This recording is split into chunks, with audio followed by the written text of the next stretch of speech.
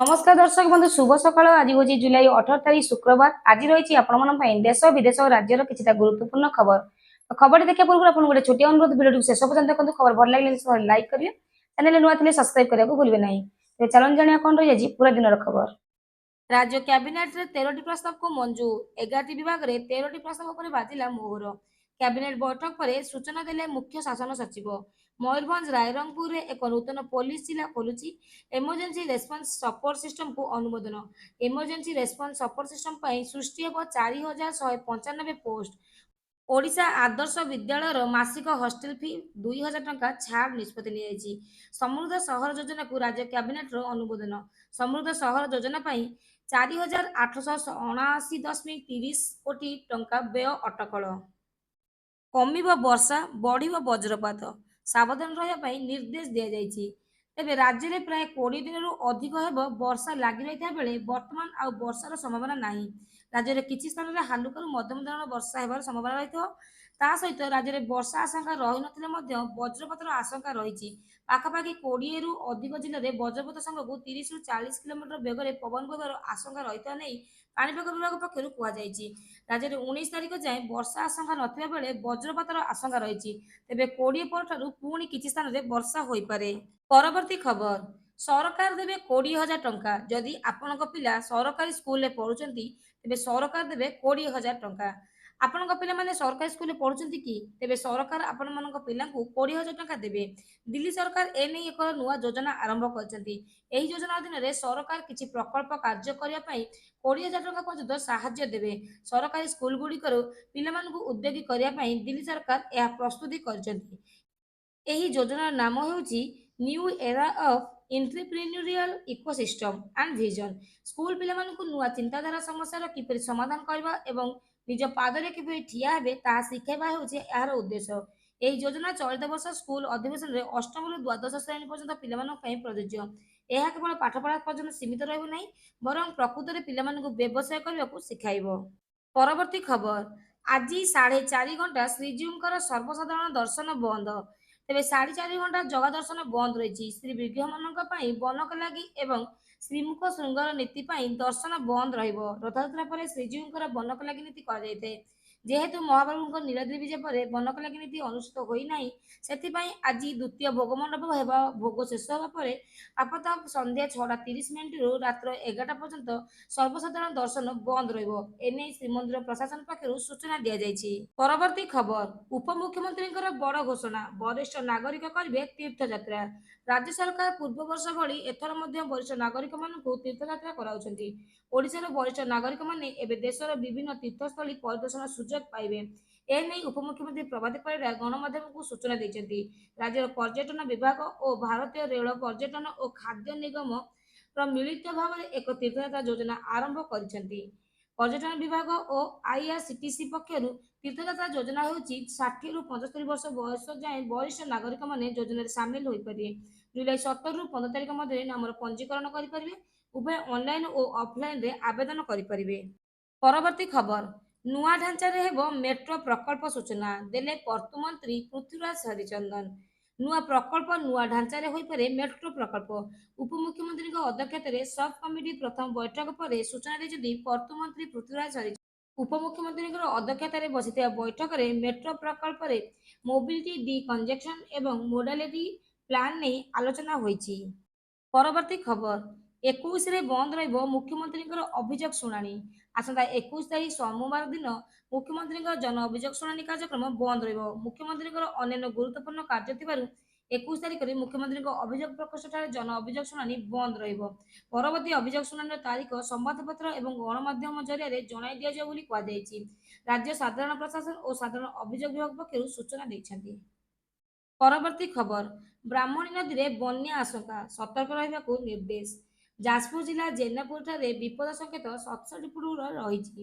ଗତକାଲି ସକାଳ 8ଟା ସୁଦ୍ଧା 65.10 ଫୁଟ ବନ୍ୟାଜଳ ପ୍ରବାହିତ ହୋଇଛି। ତେଣୁ ତଳିଆ ଅଞ୍ଚଳରେ ପାଣି ପଶିବା ସମ୍ଭାବନା ରହିଛି। ବନ୍ୟା ହେଲେ ଧର୍ମଶାଳା ରସୁଲପୁର ଓ ବରୀ ବ୍ଲକ ପ୍ରଭାବିତ ହେବ। ତେଣୁ ସମ୍ଭାବ୍ୟ ବନ୍ୟାକୁ ଦୃଷ୍ଟିରେ ରଖି ରସୁଲପୁର ବ୍ଲକ ପ୍ରଶାସନ ପକ୍ଷରୁ ନଦୀ କୂଳିଆ ଲୋକଙ୍କୁ ଡାକବାଜି ଯନ୍ତ୍ର ସାହାଯ୍ୟରେ ସଚେତନ କରାଯାଉଛି।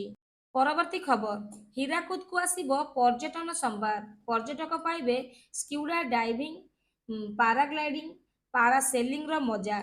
ତେବେ ହୀରାକୁଦରେ ପର୍ଯ୍ୟଟକଙ୍କ ଦୃଷ୍ଟିରେ ଅଧିକରୁ ଅଧିକ ଆଣିବାକୁ ଏରାଭାଇଲ୍ ପ୍ଲାଜା ପ୍ରୋଜେକ୍ଟ ପାଇଁ ବିଚାର କରିଛନ୍ତି ସରକାର। ଏଥିପାଇଁ ଦୁଇଟି ପ୍ରକଳ୍ପ ପାଇଁ ଟେଣ୍ଡର ଡକା ହୋଇଛି ବୋଲି ସୂଚନା ଦେଇଥିଲେ ଜିଲ୍ଲାପାଳ। ଫଳରେ ହୀରାକୁଦ ପର୍ଯ୍ୟଟକଙ୍କ ପାଇଁ ଅପାର ସମ୍ଭାର ଆଣିବ ବୋଲି କହିଛନ୍ତି ଜିଲ୍ଲାପାଳ।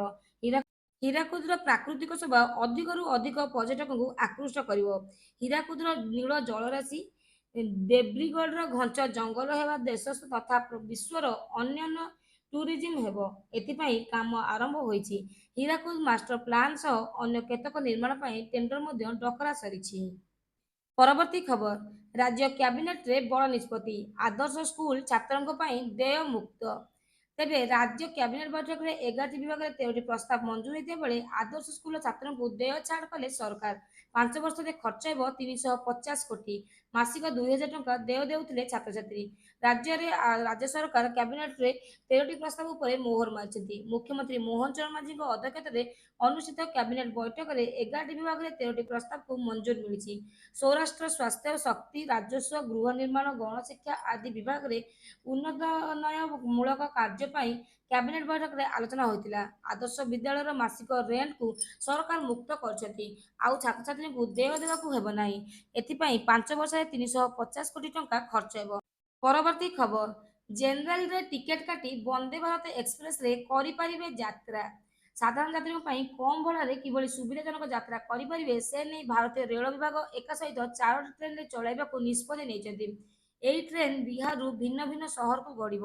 ପ୍ରଧାନମନ୍ତ୍ରୀ ପତାକା ଦେଖାଇ ପ୍ରଥମ ଟ୍ରେନକୁ ସ୍ୱାଗତ କରି 4ଟି ନୂଆ ଅମୃତ ଭାରତ ଟ୍ରେନ ଆରମ୍ଭ ହେବାକୁ ଯାଉଛି, ଯାହା ବିହାରରେ ରାଜେନ୍ଦ୍ରନଗର ଟର୍ମିନାଲରୁ ନୂଆଦିଲ୍ଲୀ, ବାପୁଧାମ ମୋତିହାରରୁ ଦିଲ୍ଲୀ, ଦରଭଙ୍ଗାରୁ ଲକ୍ଷ୍ନୌ ଓ ମାଲଦାରୁ ଭାଗଲପୁର ପର୍ଯ୍ୟନ୍ତ ଚାଲିବ।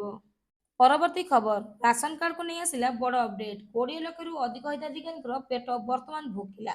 ଇକେୱାଇସି ଅପଡେଟ୍ ହୋଇନଥିବା ବେଳେ ଚାଉଳ ବନ୍ଦ କଲେ ସରକାର। ବ୍ୟବସ୍ଥାରେ ତ୍ରୁଟି ଯୋଗୁଁ ଅପଡେଟ୍ ହୋଇପାରିନାହିଁ ବୋଲି କହି ଅସନ୍ତୋଷ ପ୍ରକାଶ କରିଛନ୍ତି।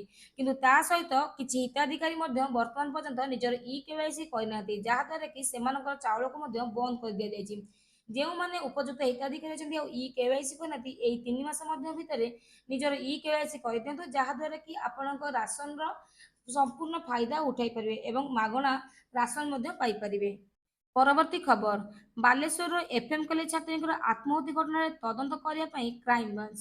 ଡିଏସ୍ପି ଇମାନ କଲ୍ୟାଣ ନାୟକଙ୍କୁ ତଦନ୍ତ ଦାୟିତ୍ୱ ଦେଲେ କ୍ରାଇମବ୍ରାଞ୍ଚ ଡିଜି। ସହଯୋଗ କରିବେ ଇନ୍ସପେକ୍ଟର ପ୍ରାଞ୍ଜଳି ରାଉତ।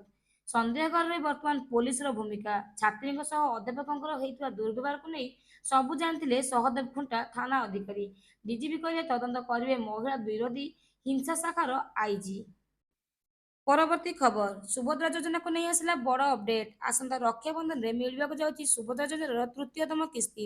କିନ୍ତୁ ତା ପୂର୍ବରୁ ଯେଉଁ ଉପଯୁକ୍ତ ହିତାଧିକାରୀମାନେ ପ୍ରଥମ କିସ୍ତି ଓ ଦ୍ୱିତୀୟ କିସ୍ତି ପାଇନାହାନ୍ତି, ସେମାନଙ୍କୁ ଏକା ସାଙ୍ଗରେ 3ଟି ଯାକର କିସ୍ତି ମିଳିବ ବୋଲି କହିଛନ୍ତି ଉପମୁଖ୍ୟମନ୍ତ୍ରୀ ପ୍ରଭାତୀ ପରିଡ଼ା।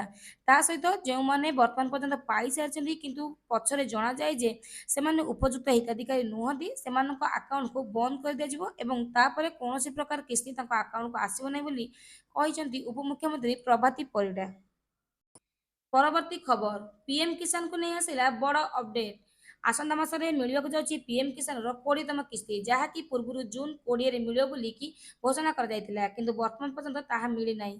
କିନ୍ତୁ ଖୁବ୍ ଶୀଘ୍ର ପିଏମ୍ କିଷାନର 20ତମ କିସ୍ତି ଚାଷୀଭାଇମାନଙ୍କ ଆକାଉଣ୍ଟକୁ ଆସିଯିବ। କିନ୍ତୁ ତା ପୂର୍ବରୁ ସେମାନଙ୍କୁ କରିବାକୁ ପଡ଼ିବ ନିଜର ଇକେୱାଇସି। ଯେଉଁ ଚାଷୀଭାଇମାନେ ନିଜର ଇକେୱାଇସି ନ କରିଛନ୍ତି ସେମାନଙ୍କୁ ଆଉ 20ତମ କିସ୍ତି ମିଳିବ ନାହିଁ, ଆଉ ମିଳିଲା ବେଳେ ବିଳମ୍ବ ହେବ ବୋଲି କହିଛନ୍ତି ମୁଖ୍ୟମନ୍ତ୍ରୀ। ତେଣୁ ତୁରନ୍ତ ଯାଇ ନିଜର ଇକେୱାଇସି କରିଦିଅନ୍ତୁ, ଯାହାଦ୍ୱାରା କି ଆପଣଙ୍କ ଖାତା ଆକାଉଣ୍ଟକୁ ଯଥାଶୀଘ୍ର 20ତମ କିସ୍ତି 2000 ଟଙ୍କା ଆସିଯିବ।